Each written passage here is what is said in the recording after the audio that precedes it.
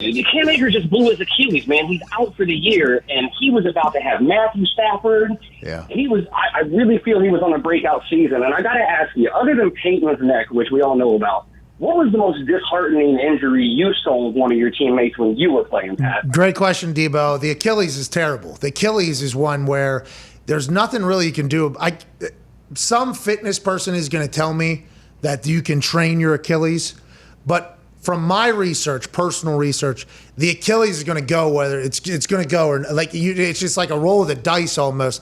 A lot of times it happens in non-contact situations. It does happen, I guess, in contact. They say it sounds like a gun or it feels like you've been kicked, and then you're just done. Like it's over. I think Vic Ballard had an Achilles in practice inside non-contact. The whole place just was like, you got to be kidding me. He was on a breakout year as well. I think that happened. It was sad. It might have been Vic. I'm not 100% sure. I think it was Vic Ballard. In practice, non-contact. He was going. I think it might have been after he had this overtime touchdown against the Tennessee Titans where he took off from like the 7-yard line and he spun through the air and reached, and he got obviously hit in the middle, scored a touchdown. I think it was second touchdown of the day. Vic Ballard was about to blow up, by the way. It was about to happen. Damn. And then he was like, we got our guy. And then non-contact in practice, Achilles blew. The Achilles is just a fucking nightmare. It scares everybody. I think Robert Mathis tore his Achilles. I think at one point he had 7 or 8 surgeries to get it back. I mean, it's just it is literally the Achilles. The Achilles is a nightmare. Yeah. It is a full nightmare, and I'm not sure there's anything you can do about it. I don't think taped ankles help. I think it's just it happens. Maybe they help stability-wise, but that's definitely a problem.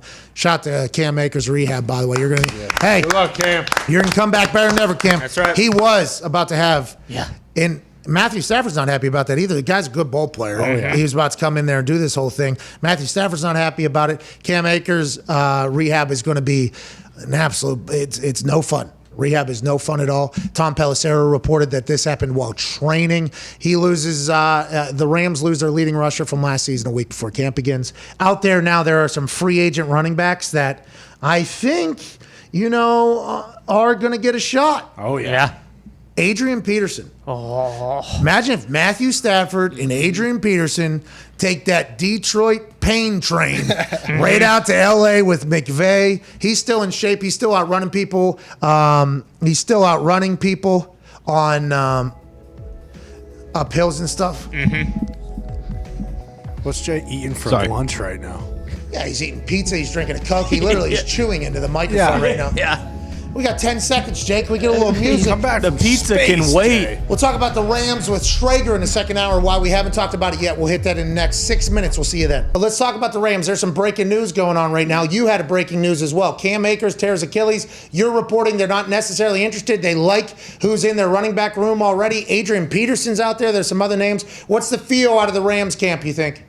Well, we spoke earlier this morning before the news went massive, and it was not the world is ending, the Rams are doomed, our offense can't run. It's a great feeling of anguish from the Rams building because they love that kid Cam Akers, and he was set to have a huge season.